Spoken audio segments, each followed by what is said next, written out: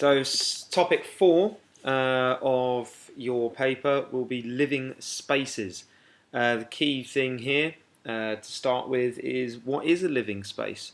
It's a place where people live, obviously. But what makes a good place to live? What sort of features of a living space make it good to live in? Well, low crime, nice houses, nice green open spaces, things like that. There's a lot of things that affect living spaces. There are economic, political, social and environmental things.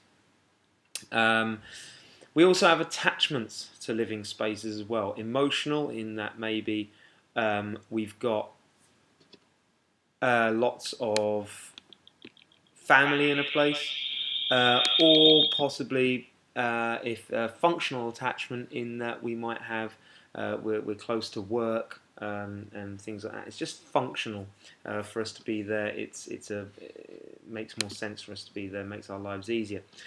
Two types of living spaces: rural and urban.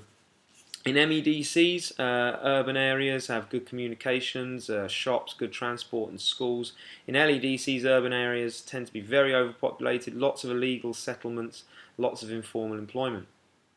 Rural areas in MEDC's, less internet access, lots of people have cars, generally less people, less population density. But particularly in MEDC, particularly in Britain, there is the rural idyll, which is an image which isn't necessarily accurate of what we think the countryside is like. Peaceful, nice, community-driven. Is it always? No. In rural areas, very poor healthcare, poverty, very poor public transport, if any at all, which is why there's a lot of rural to urban migration happening in LEDCs. Choosing where to live, push and pull factors, stresses and strains. Push factors, things that push us out of a place. Pull factors are things that attract us to go and live in a place. An example of moving from one place to another is Spain. Lots of British people retire to Spain. Why? It's a warmer climate than here, lower house prices than here, still got good decent healthcare though, which is important if you are getting older, but it's also close enough and cheap enough to fly home and see family.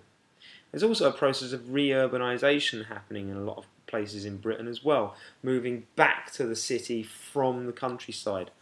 Number of different age groups might do this. The reasons are there. There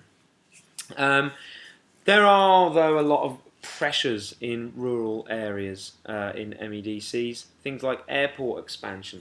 More and more people are flying. That's just a fact, and we need more airports and more runways to be able to carry those people. There's a whole good and bad side to this argument. It causes more pollution, it might cause more traffic, it might damage plants and animals, increase local noise in local communities, but with more airport expansion, there's going to be economic benefits. More countries are going to want to come and invest and do business here in Britain if it's easier to get here. One way of protecting rural areas is something called green belts, which are protected areas of land around urban areas that stop those urban areas spreading out, and they stop cities merging, and they're there to protect the countryside. But despite that, those pressures still exist. We need new roads, we need new buildings, we need more houses, we need more aircraft space.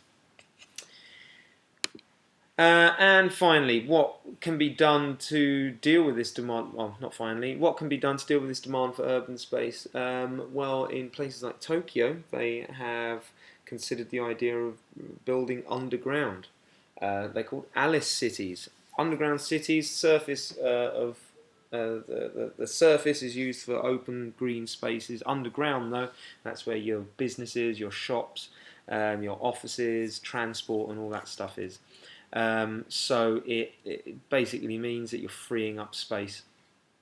And Tokyo is an example of a mega city. Mega cities are increasing in number. It's a city with more than 10 million people. They tend to have very high house prices, tend to have very small homes, tend to have few areas of green land.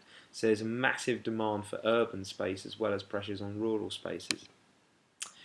But how can we live sustainably? BEDC'S, is an example we looked at, is an example of an eco-town.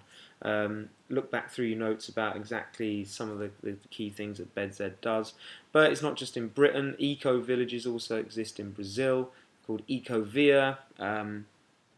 Houses that face the sun, local materials always used, solar panels are used for energy, and less fossil fuel use, more use of green space, involving a community, making them sustainable. Remember, the key thing about sustainable is not just about the environment, it's about making it benefits for local people and economic benefits as well, so making sure there's jobs and employment around.